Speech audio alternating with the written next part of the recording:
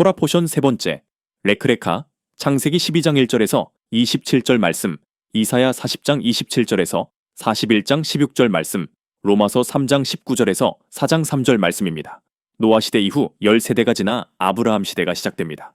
주님은 창세기 12장에서 아브라함에게 너는 네 고향과 친척과 집을 떠나 내가 지시할 땅으로 가라고 하십니다. 하나님이 지시하신 땅은 가나안이지만 장차 이스라엘 영토가 될 것입니다. 내가 너를 큰 민족의 조상이 되게 하고 너를 축복하여 네 이름을 크게 떨치게 하겠다.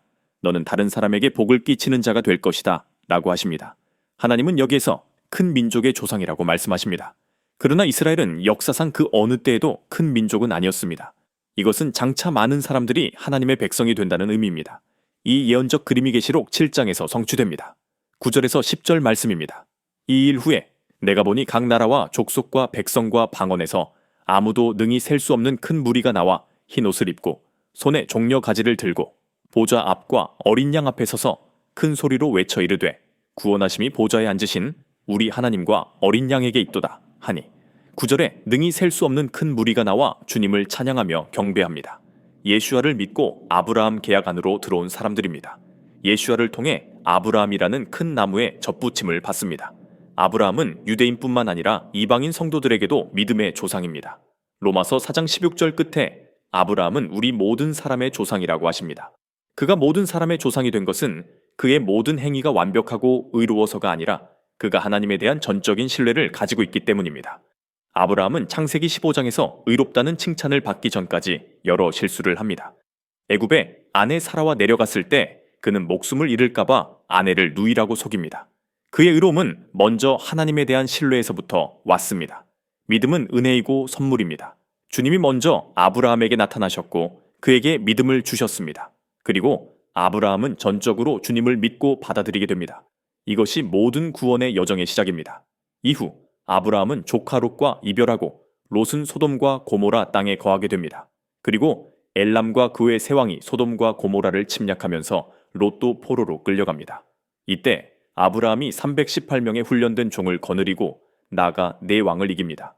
그리고 돌아오는 길에 신비한 인물 메시아 예수아의 직계 제사장직을 맡은 멜기세덱을 만나 축복의 기도를 받습니다. 그 후 창세기 15장에서 환상 가운데 주님이 아브라함에게 나타나십니다. 1절 말씀입니다. 이후에 주의 말씀이 환상 중에 아브라함에게 임하여 이르시되 아브라함아 두려워하지 말라. 나는 네 방패여 너의 지극히 큰 상급이니라. 그리고 15장 6절 말씀입니다.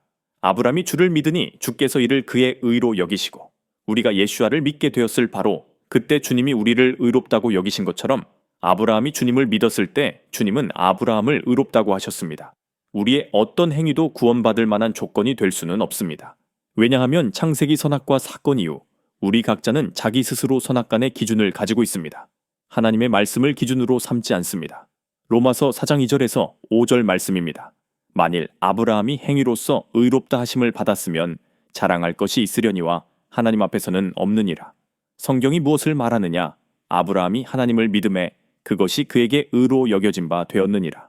일하는 자에게는 그 삭시 은혜로 여겨지지 아니하고 보수로 여겨지거니와 이를 아니할지라도 경건하지 아니한 자를 의롭다 하시는 이를 믿는 자에게는 그의 믿음을 의로 여기시나니 하나님께서는 우리가 행위로는 구원받을 수 없는 존재라는 것을 아시기에 우리에게 먼저 믿음을 원하십니다. 이 믿음은 복입니다. 아담 이후로 많은 사람들이 태어났지만 하나님의 백성의 조상은 없습니다. 주님은 아브라함 한 사람을 통해 이룬 후손들로 하나님의 백성을 만들기로 계획하십니다. 그 결과가 계시록 7장에 각 나라와 족속과 백성과 방언에서 아무도 능히 셀 수 없는 큰 무리입니다. 유대인을 포함한 열방입니다. 하나님의 계획은 유대인과 열방이 함께 주님의 백성이 되는 것입니다. 우리가 연약하여 지칠지라도 주님은 우리를 포기하지 않으십니다. 창세기 15장에 하나님께서 아브라함을 의롭다 하셨지만 이후에도 그는 의로운 행동을 하지 못하고 하갈을 통해 이스마엘을 얻습니다. 아브라함이 86세에 이스마엘을 얻고 99세에 이삭의 약속을 다시 받을 때까지 주님은 아브라함에게 침묵하십니다. 17장 1절에 아브라함이 99세 때에 주께서 아브라함에게 나타나서 그에게 이르시되 나는 전능한 하나님이라 너는 내 앞에서 행하여 완전하라.